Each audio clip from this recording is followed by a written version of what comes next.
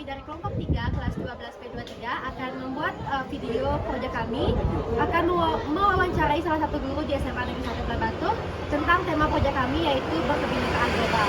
Namun sebelum itu izinkan kami untuk memperkenalkan diri terlebih dahulu. Dimulai dari saya. Perkenalkan, nama saya Komang Adinda Saraswati, nomor absen 22. Perkenalkan, nama saya Anak Agung Ditresna Pernyawadana, nomor absen 1. Perkenalkan, nama saya Putu Wulanjanisya, nomor absen 32. Perkenalkan, nama saya Nuwali ini nomor absen 33. Perkenalkan, nama saya Nuktu Epi Agaratu, nomor absen 31. Perkenalkan, nama saya Nikani Sumaria, nomor absen 25. Perkenalkan, nama saya Ibrahim Hasan, nomor absen 8. Perkenalkan, nama saya Putu Arya Suara, nomor absen 16. Selanjutnya adalah video kami mewawancarai salah satu guru di SMA Negeri 1 Bulan Batu. Baik Pak, terima kasih atas waktunya. Mungkin sebelum kami memberikan pertanyaan, Bapak bisa memperkenalkan diri. Ya, terima kasih ya anak-anak yang sudah percaya Pak sebagai apa namanya itu narasumber ya, memberikan pemandangan Pak terkait tentang Bhinneka Tunggal Ika. Ya, baik, sebelum Pak menyampaikan atau menjawab pertanyaan dari anak-anak, itu Pak perkenali nama Pak Ide Bagus Putu Wisnu SPD. Ya, tempat lahir Tampak Siring 20 Juni 1969. Ya, Gemini Star is Born. Yaitu hobi Pak rekreasi, hobi Pak membaca. Ya, hobi Pak belajar gitu ya. Terima kasih. Baik, langsung saja ke pertanyaan pertama. Menurut Bapak, apa makna kebinekaan? Ya, makna kebinekaan. Ya, kebinekaan itu kalau Pak terjemahkan dulu ya. Kebinekaan itu berasal dari kata bineka. Ya. Partnernya adalah Bhinneka Tunggal Ika sebagai semboyan yang terpampang dalam semboyan Pancasila kita ya, Bhinneka Tunggal Ika. Jadi kalau kita lihat dari historis dari Bhinneka Tunggal Ika ini, kita semua ketahui anak-anak ya, dalam zaman Majapahit sudah ya, dalam kitab Sutasoma itu Empu Prapanca, betul ya seperti itu ya, zaman negara Kertagama. Bhinneka Tunggal Ika. Kalau kita lihat dari arti bineka, bineka itu artinya berbeda-beda. Ya, kita semua dalam kodrat kita ditakdirkan penuh dengan perbedaan, keberagaman. Kalau kita lihat dari bangsa Indonesia, Nana, ya bangsa Indonesia adalah bangsa yang paling beragam, paling majemuk di dunia. Tidak ada ngalahkan Indonesia. Dari Sabang sampai Merauke ini, dari Papua sampai Aceh. Nangro Aceh Darussalam. Indonesia kaya sekali dengan keberagaman. Contoh misalnya adat istiadat, budaya, bahasa daerah, agama, apalagi ras, suku, itu beragam anak. Nah dalam konteks itu, walaupun kita beragam, walaupun kita berbeda, gitu jadinya bina atau berbeda, tetapi kita dari perbedaan kita itu akan bisa menumbuhkan semangat persatuan dan kesatuan. Maka kalau kita lihat dari historis berdirinya lahirnya Pancasila sila ketiga itu kenapa? Karena dilihat dari situasi kebinekaan kita, keberagaman kita, muncullah sila persatuan Indonesia. Dari kita berbeda-beda ini, beragam ini, mari kita bersatu kuatkan persatuan kita. Seperti itu. Itu kalau sempat terjemahkan bineka atau bineka itu artinya berbeda-beda atau beragam seperti itu. Tadi kan dijelaskan bahwa salah satu perbedaannya itu adalah perbedaan agama. Agama, ya. Nah, bagaimana menurut Bapak, bagaimana cara sekolah ini memastikan semua agama dan budaya dihormati dalam Ya, setiap bagus. kegiatan? Bagaimana caranya ya? Caranya yang paling jelas anak-anak, kalau kita perhatikan memang keseharian kita di sekolah ini, kita dari berbagai latar banyak ya. Contoh misalnya dari berbagai ekonomi juga, ya dari kemampuan juga potensi diri anak-anak berbeda, beragam. Apalagi sesuai dengan pertanyaan tadi, dari segi agama, ini yang paling peka, paling sensitif anak-anak. Bagaimana kita melakukan? Kita tetap menunjukkan sikap perilaku saling menghormati. Apapun beragamanya itu, kita hormatilah. Supaya apa? Muncul kesan kebersamaan. Gitu. Jangan menunjukkan sikap egoisme atau fanatisme berlebihan. Kalau fanatisme berlebihan berarti kita tidak menghormati keberagaman. Apalagi kita menyinggung tentang agama orang misalnya, semua agama itu baik dimungkinkan, cuma cara melakukan persamaan kita beda anak-anak. Misalnya agama Islam seperti ini, agama Hindu seperti ini, cara beragama seperti ini. Tapi intinya gimana? Kita adalah melakukan perintah-perintah dan larangan Tuhan seperti itu. Makanya dengan seperti itu kita hormati, hargai, ya toleransi supaya betul-betul dari keberagaman agama itu kita dapatkan semangat persatuan kita.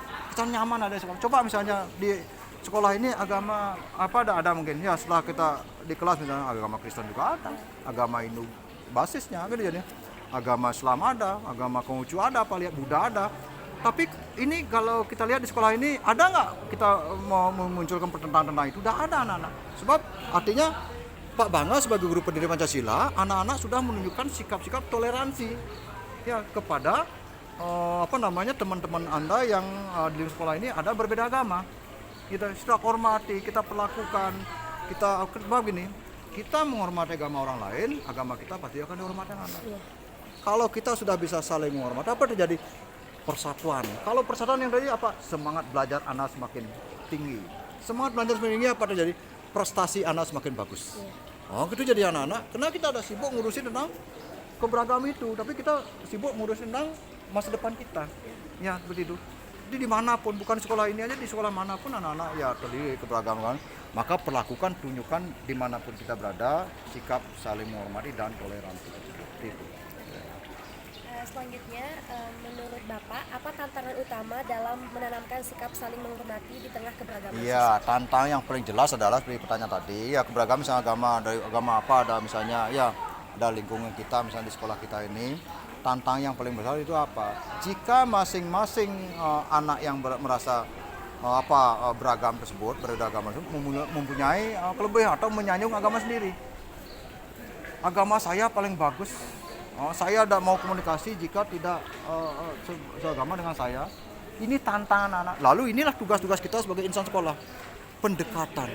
Jangan menunjukkan perilaku diskriminatif kepada anak-anak. Biar apapun agamanya, kalau itu misalnya kita melakukan pelajaran, kita lakukan secara adil, secara bersama-sama itu anak-anak. Kita tidak melihat latar belakang agamanya. Ya, kita melakukan rasa keadilan kepada anak itu supaya anak itu merasa diperhatikan oleh gurunya. Oh, jadi saya nyaman, tidak dipandang masalah agama ini, agama itu jadi itu ya. Misalnya contoh gini. Ada agama misalnya, itu jangan diajak bergaul kenal, jangan itu namanya intoleransi. Ini akan bisa menimbulkan sikap perpecahan, akan muncul nanti konflik akan muncul. Ya, muncul nanti suasana yang tidak nyaman di sekolah. Kalau di sekolah udah tidak nyaman, kenapa? Belajar kan tenang anak-anak. Kalau udah belajar tenang, prestasi akan turun, pasti seperti itu. Ya, jadi bagaimana tantangan itu kita tunjukkanlah, ruang guru banyak tunjukkan sikap tidak menunjukkan sikap diskriminatif. Contoh misalnya kalau Dina agama apa lakukan dari segi pembelajaran pendidikan yang di nomor satu kan, bukan dari segi latar belakang perbedaannya.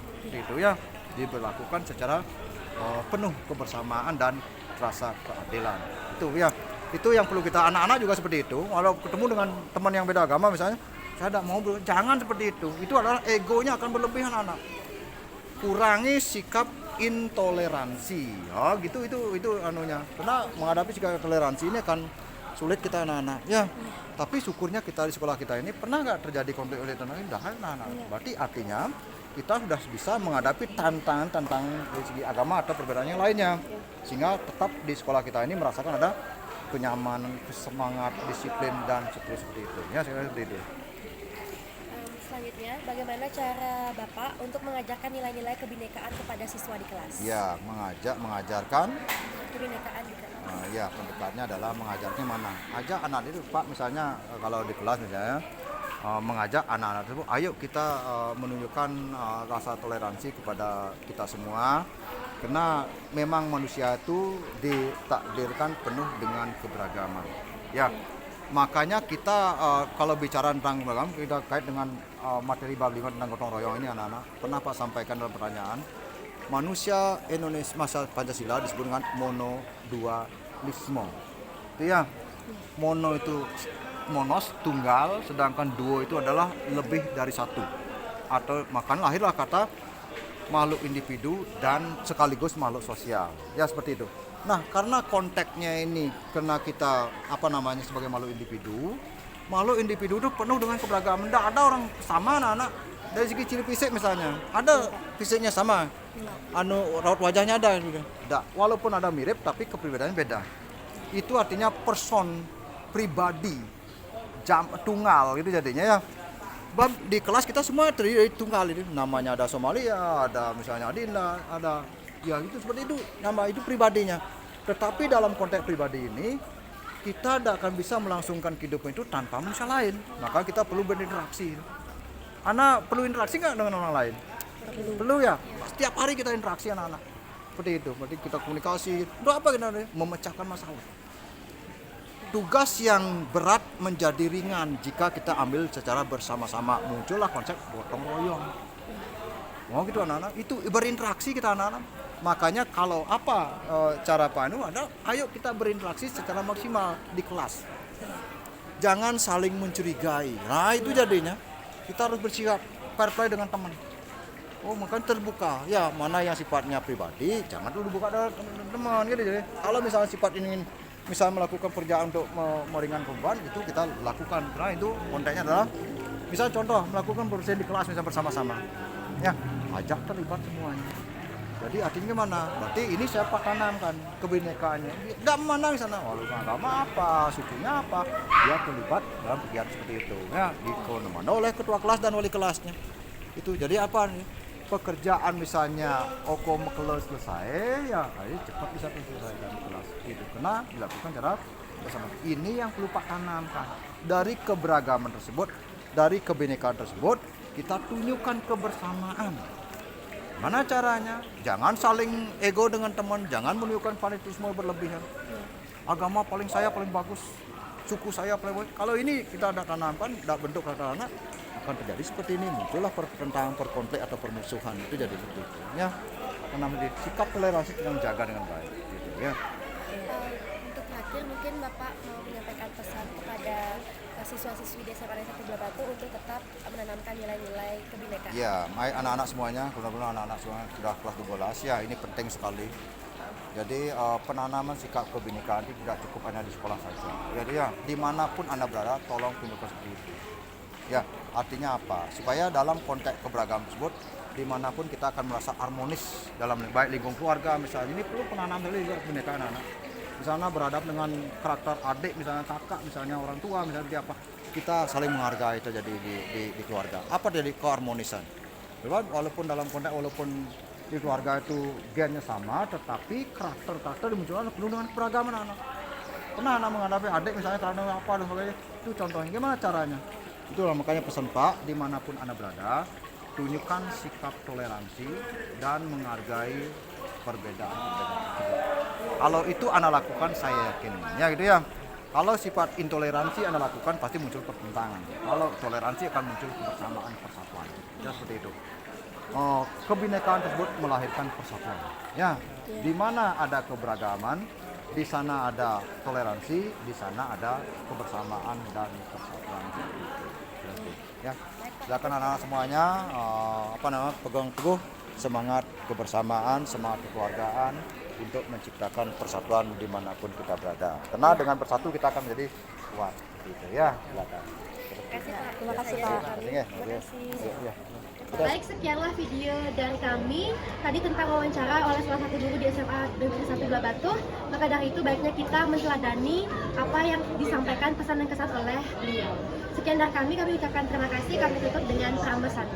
Om Santi Santi Santi.